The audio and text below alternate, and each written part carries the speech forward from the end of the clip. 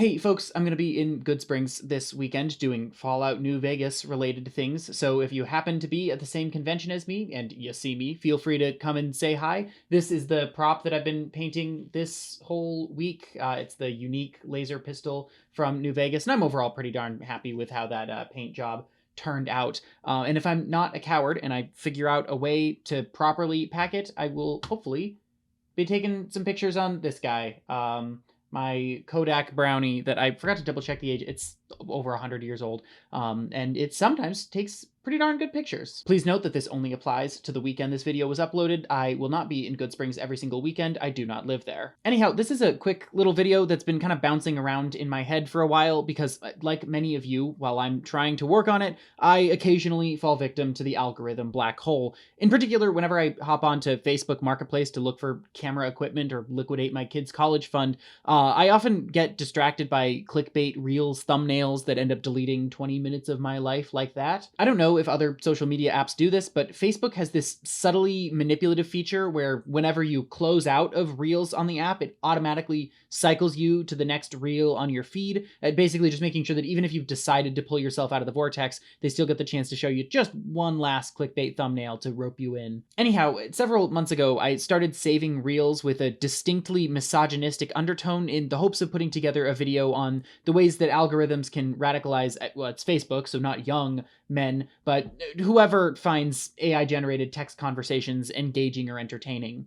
The way that so many of these videos work is by introducing two characters having an argument over text, where one of them, generally the man, is portrayed as reasonable, while almost exclusively a woman is being unreasonable. If, for some reason, the man is the antagonist of the conversation, it's nearly always because he's defending an unreasonable woman. The lady says something like, "I'm cheating on you with a black guy." Guy says, "Haha, you're ugly." Vine boom sound effect. Everybody claps. You know the story. This sort of thing. We're breaking up. W, let's go!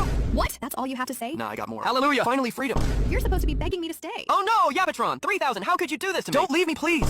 Nah, I'm good. Oh, really? What if I told you I've been cheating on you? I already knew.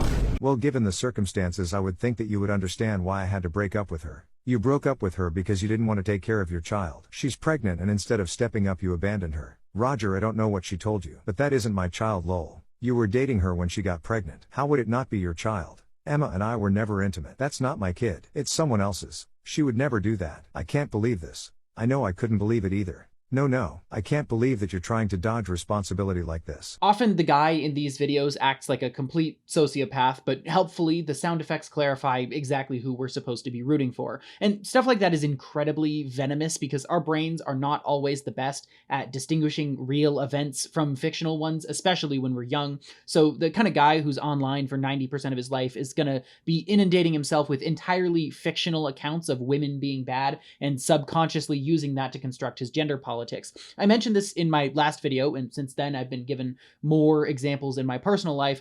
A lot of this explicit misogyny is starting to bleed into the real world. Online, we've definitely seen a resurgence of people arguing for the abolition of the 19th Amendment because women tend to be less openly and explicitly hateful than men, and fascists don't like it when people are less hateful than them. Kongmin Lee, that YouTuber we talked about like a month ago, made this argument as we covered at the time. In the last couple of days, disaffected liberal Tim Pool has also openly called for the end of women's suffrage because he found a video of some women acting silly, something of course men never do, but don't worry, he's definitely trolling. He doesn't mean the things that he says. Either way, there was definitely a video concept there, exploring the relationship between internet content and internet beliefs. But for some reason, in the last couple of months, my algorithm has shifted in a completely different direction. I figured that since I was going out of my way to consume misogynistic text reels and engaging with it by saving them, I'd be flooding my feed with right-wing bullshit that I'd have to make an active effort to clear up. But that's not really what happened. For several weeks now, I've been getting those exact same AI text conversations, but with a distinctive twist. And I don't just mean that half of them are guerrilla ads for online gambling, job search sites, or AI text apps themselves. Rather than explain it to you, though, let's take a look at one together. The company will no longer be offering vacation rollover to next year. If your vacation time is not used by the end of the year, it will be voided. This is the new policy and everyone is going to need to follow it equally. Hey, thank you for clarifying. Are you sure you don't want to reconsider your decision? We've been doing vacation rollovers in the company for years and everyone on the team have been very happy about it. We understand. However, we have had a couple consultants from McKinsey come in and they have suggested a use it or lose it policy in order to cut costs and boost productivity. We are going to need to stand firm on our decision.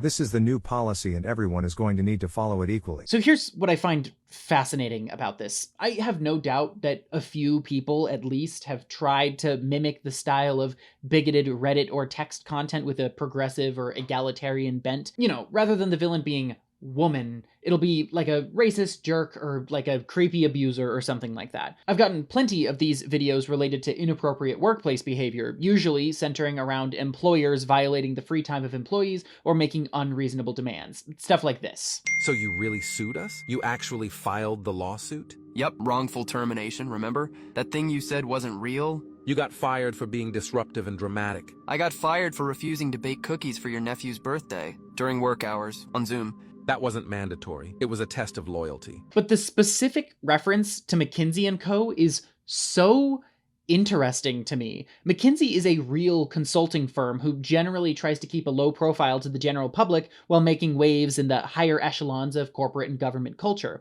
It's not that nobody's heard of McKinsey, but I'd hazard a guess that most people haven't, particularly not people of an age that this content appeals to. And to be clear, McKinsey are definitely the baddies. Many of you likely heard of them through the Last Week Tonight piece covering their repeated recommendations to lay off workers, balloon executive pay, and kind of sort of allegedly help assassinate journalists critiquing the Saudi Arabian government. I'll link you the episode so that you see what I mean.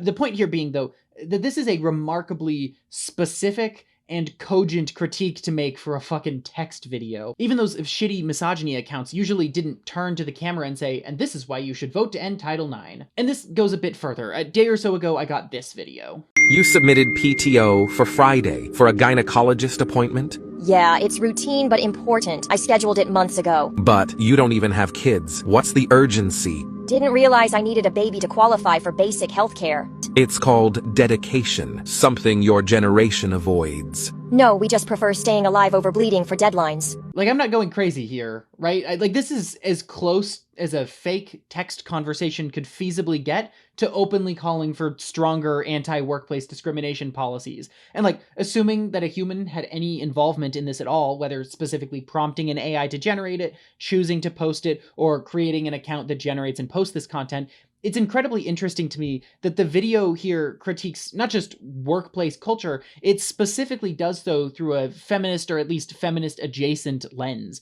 If you've wasted any time listening to these, you've probably seen videos complaining about homeowners associations, landlords, shitty bosses, all of which could potentially take a left-wing bent. But until recently, I have never seen it this explicitly tinted. I'm not necessarily going to call this a good thing. Content in this vein is still 99% mindless slop designed to steal your attention by stimulating your sense of righteous indignation or whatever. But I am going to call it interesting. And I suppose I would rather young folks who are going to be terminally online anyway experience content that polarizes them against, forces that are actually bad. I'd rather the kids hate McKinsey than hate women. I'd follow for more hot takes. At the same time, it's not like any of these things actually happened. That successful lawsuit against unnamed male voice number 10's landlord did not take place in the real world. Very few people quit their jobs in some kind of badass mic drop text message, as sad as that is to say.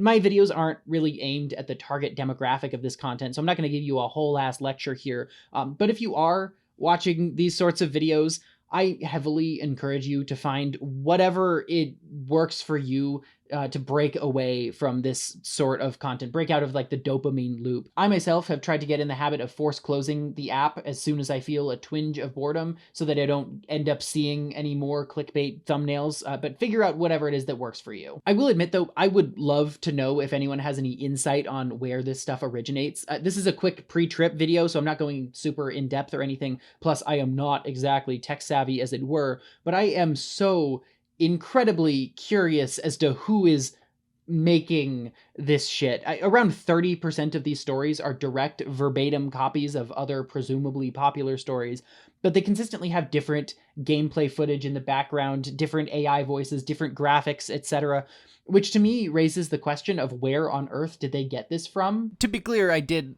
look into these accounts a little bit further to see what I could learn. I just didn't notice any clear patterns. In any event, thank you for watching this far. Consider subscribing and or like buttoning for occasional content, hopefully slightly more insightful than this nonsense. You can sometimes see these videos early as a Patreoner or a channel member if that tickles your fancy, but either way, let's end this Yapatron session. Actually, a quick update because last week I talked about this. To those of you who attempted to help me figure out what was wrong with this camera, I appreciate everyone who tried to help. It turns out we were all wrong. There are a couple of wires in here that are disconnected, but they're like close enough that sometimes they're contacting, so that's why sometimes it would work and sometimes it wouldn't.